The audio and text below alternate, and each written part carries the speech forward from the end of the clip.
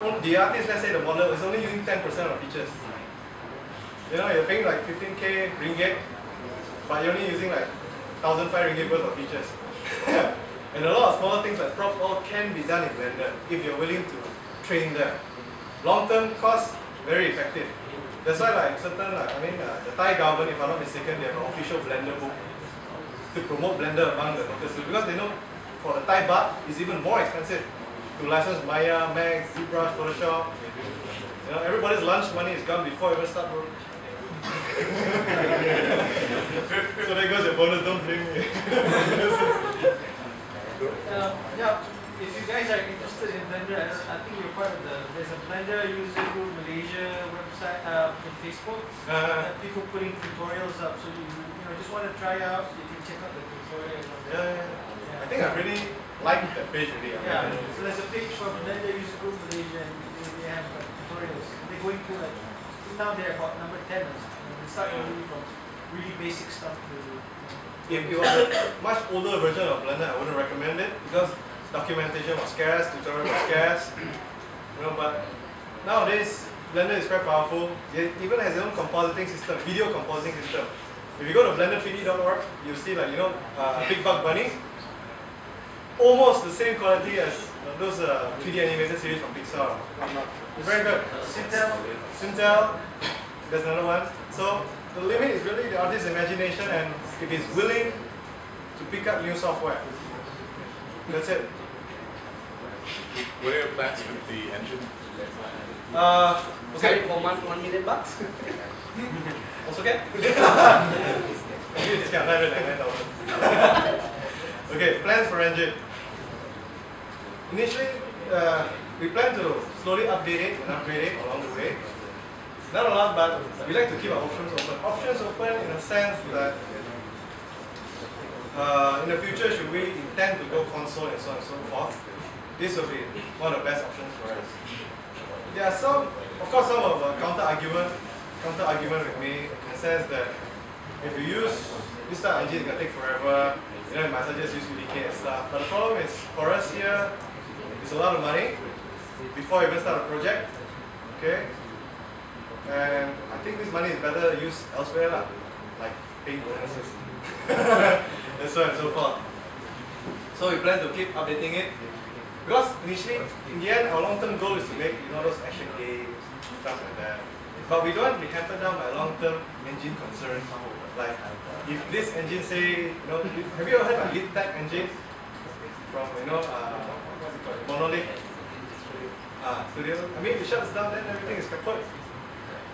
So these are external risks, okay, which you carry in whenever you license a third-party engine. So how many of you guys use Unity actually? I know here Unity is very popular now. Okay, question. Yeah, but is the engine you just gonna use it internally, or are you gonna sell it for $1 million, or open source it, or? Whichever higher value comes first. If somebody gives $1 million, okay. Okay, good. Bonus question. A bonus question, okay. Government not happy.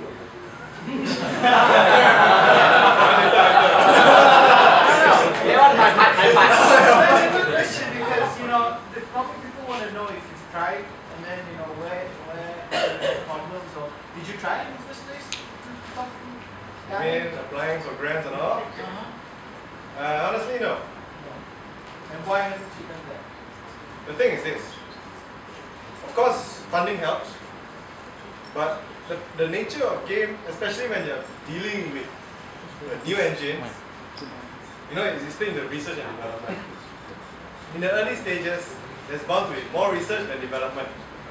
So there's a huge question mark. Even if we got funding and we have a fixed deadline, I cannot guarantee you we'll finish it. That is the ambiguity, the biggest question mark. If I can reduce it and produce, say, a playable game or whatever it is, say a few levels, and then maybe it will be more appropriate to apply for funding and so on and so forth, where there's less research and more development, a lot faster. In a sense, because there's no point hiring, getting a full team, and everybody's just waiting for a programming team to finish their research. Otherwise, you're all just churning out assets which 50% of the time cannot be used. So we decided to go the garage style route first. Just the two guys, we did all the research, so we know what can be done, what cannot be done, what's the future potential, and so on and so forth. So what would be the percentage of your research now? For this game, it's actually nearly complete. In terms of research? Research. We just need more manpower to work on the tools. The backend engine is more than enough for this. Of course, there will be future features like animation, cinematic editor, so on and so forth. But we plan to ideally the plan is to produce a game at every milestone of the engine. Instead of waiting to make 100 zillion features and then ship the game, it will be 10 years or 20 years. So it's bit by bit. Thanks, Jan. Okay. Any other question? Rest of the floor? Yeah, what's your plan for releasing? Are you going to launch dates yourself or something, or are you going to go with a publisher, or what are you guys doing with it?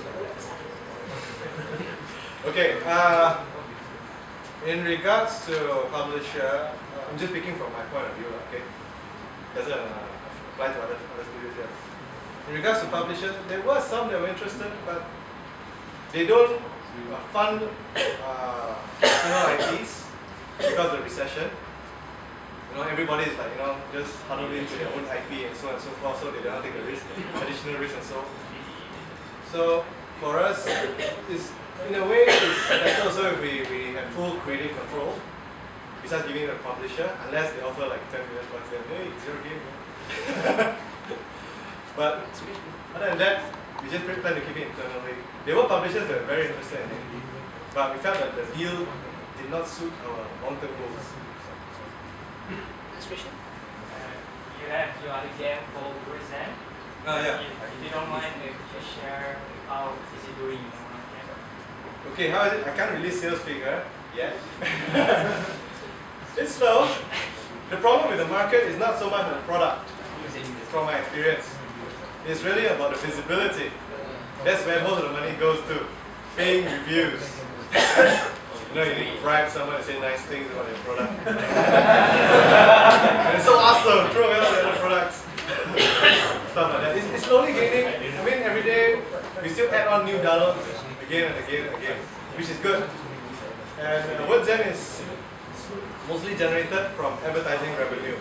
It's also our first prototype product in gauging the Android market, the software, hardware limitations. We don't want to go full 3D on our first Android game. I can show you a quick video. Very quick video. This was from the simulator.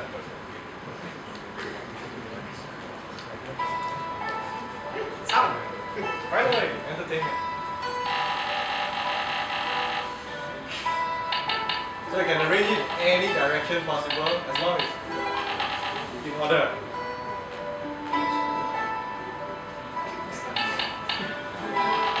I'm improving my vocab.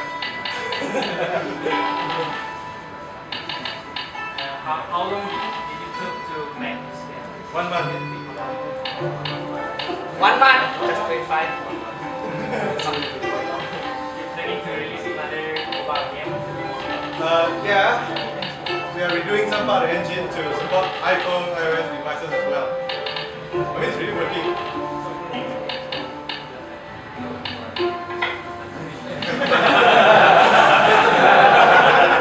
He tried. There are some players who got more than 1 million points now. These guys must be playing a very long time because there's no save feature. Probably ignore all the calls and just keep playing. So very simple effects, totally different from Aftershock. One of the biggest challenges was optimizing the search. This game has over 100,000 official Scrabble words. So every time a player hits a character, it starts searching through all the 100,000 characters. So it must be fast.